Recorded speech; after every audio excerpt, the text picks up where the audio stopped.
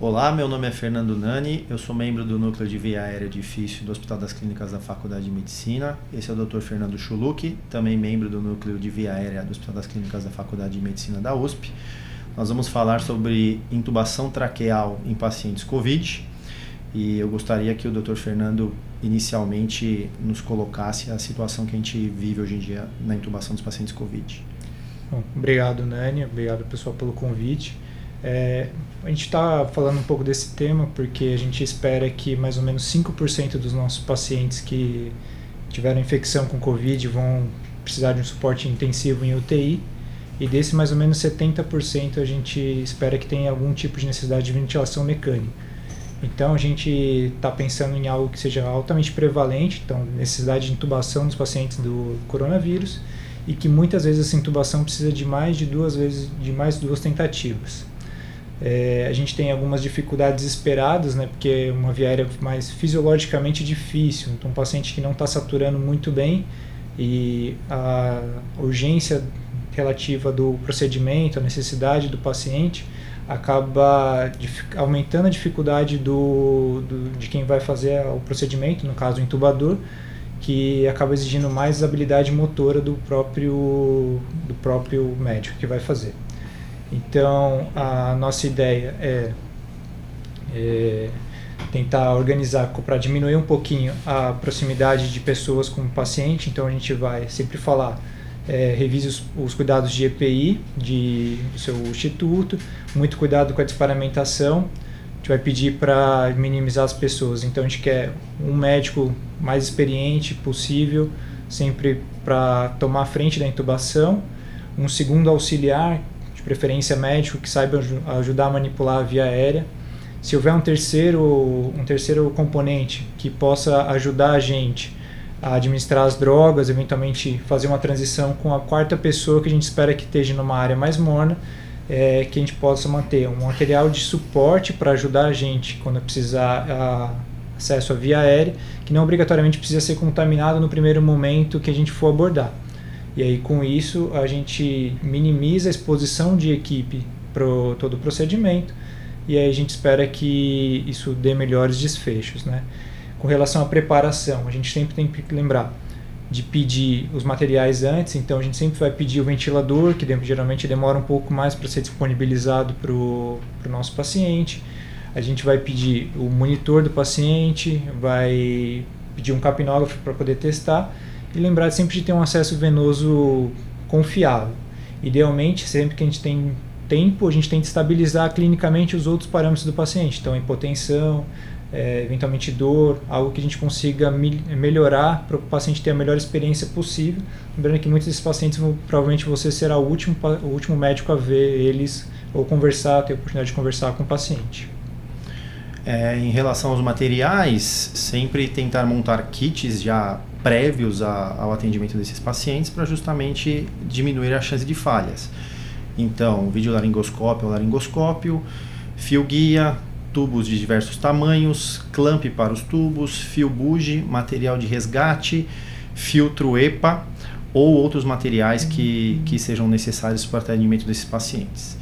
Nunca se esquecer que nós podemos fazer algumas avaliações para previsão de via aérea difícil guiados por alguns scores. Nesse momento tem se recomendado o score de MACOCA, que é um score não muito conhecido por nós no dia a dia, mas que basicamente ele acaba avaliando o Mallampate, né, como vocês viram na tela aí, o Mallampate 3 e 4, se o paciente tem apneia do sono, se o paciente tem alguma limitação da movimentação cervical, se o paciente tem uma abertura oral menor do que 3, se o paciente está em coma, né, ou alteração do nível de consciência, se ele está em hipoxemia, que ele é considerado abaixo de 80%, ou se o manejo da via aérea será realizado por um não anestesista, né? Como pré-oxigenação, nós recomendamos uma pré-oxigenação no mínimo de 3 minutos desses pacientes, ou de 5 a 6 incursões profundas, se for possível. Muitas vezes esses pacientes chegarão para a gente em hipoxemia severa e não teremos tempo hábil para tudo isso. Nós recomendamos que o selamento da máscara facial seja realmente muito bem adaptado, sem vazamentos. Não recomendamos a ventilação inicial desses pacientes e geralmente nós recomendamos que essa pré-oxigenação seja feita com AMBU, mas idealmente com sistemas Mapleson-C de Waters, sempre com filtro EPA acoplado. Lembrar também do posicionamento do paciente, né, que ele acaba ajudando muito a gente a fazer o procedimento. Então, sempre que possível, a gente traz o paciente para próximo da cabeceira do doente, o doente para próximo da cabeceira para ficar próximo ao quem vai realizar o procedimento. Tentar deixar um pouquinho de proclive para a gente ter o deslocamento caudal do diafragma, e com isso aumentar um pouquinho a abertura do pulmão. E apoios, principalmente para o paciente, mas os pacientes adultos, apoios occipitais que consigam fazer o alinhamento do eixo do pavilhão auricular com o externo, para a gente ter uma posição mais factível de laringoscopia, que ajude a alinhar os eixos da cavidade oral, da via aérea, para facilitar a intubação. Com relação a drogas, a gente tem algumas opções para fazer o acesso ou o relaxamento do paciente. Ketamina é uma droga que está sendo muito avaliada nesses casos, a gente tem tido resultados muito bons, mas a gente recomenda principalmente para quem já tem algum conhecimento do uso da ketamina. A ideia é que, se você não sabe exatamente manejar os efeitos colaterais, e aí a gente ressalta principalmente a hipersalivação, que pode aumentar a quantidade de secreção na via aérea e dificultar uma laringoscopia no primeiro momento, você fique com a indução que você está mais acostumado. Então, para quem tem um bom conhecimento, ketamina junto com relaxante muscular, e aí a gente pode recomendar o rocurônio ou succinilcolina, dependendo de qual você tem mais manejo, quais as contraindicações do paciente.